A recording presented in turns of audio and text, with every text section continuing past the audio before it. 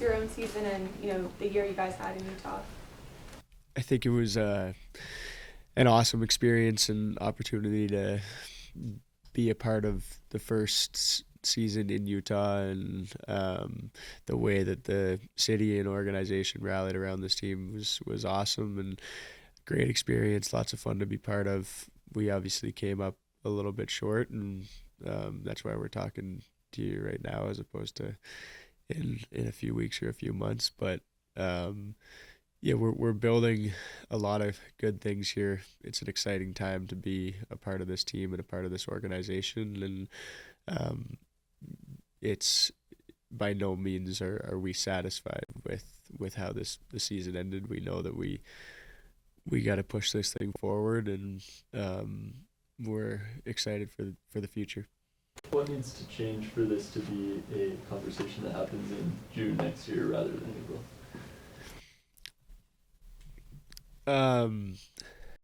I mean, what did we finish? We had 89 points this year, and I don't know what St. Louis and Minnesota finished with, but it's a fine line, right? There's 82 games, and it comes down to 2 wins here or there, and you look across the East, and maybe it's even tighter over there. So we have to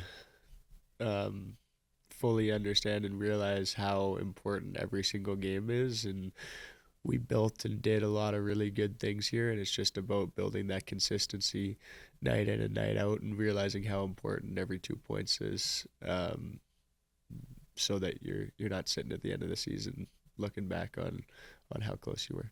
Marconi talked about moving on from the team probably. Bukestad was saying that he doesn't know what's going on either. Just what's it like being in this stage where guys you played with who have been a big part of the past might not be here next year? Is it a sign that you're ready for the next step, or just what's it like as a teammate seeing that happen? Yeah, definitely not a sign that you're ready for the next step. Those are two great players. There's lots of great players, and I think that there's always naturally transitions, and there's roster overhaul to some extent. Right now, there could be more guys that aren't gone, or there could be everyone that's here. We don't know. That's all hypothetical, and I think that when you're trying to push things forward and when you're trying to get better, management, coaches look at things and they try and find ways to improve the team. That's a little bit out of our hands, but that's just the nature of the business. And at the end of the day, even if you're winning the Stanley Cup, there's going to be roster overhaul to some extent. There's contracts that go into things as well. So, yeah, we had a really tight knit group. That's one of the things that's tough about this business is you become really close with a lot of the guys in your team, and then the team changes the next year. But it's part of the business, and yeah, we'll see how things go. What do you want to focus on this off season? I think that any offseason we're 2 days removed from the season, so we'll take some time to kind of analyze how the season went on an individual basis. What are some things that I can work on?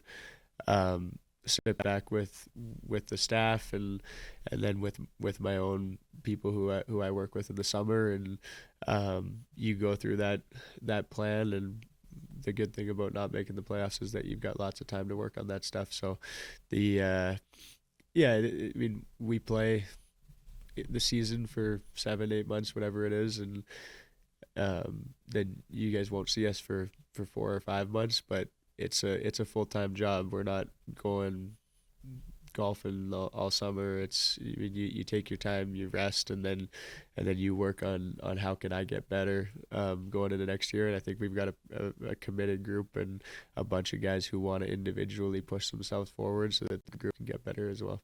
What has you most excited for next season? Obviously, you re-signed here, so. I mean, I think that this organization and city has been great. We've loved our experience here so far. We wanted to stick around. I think that the trajectory that this team is on right now is something that we want to be a part of.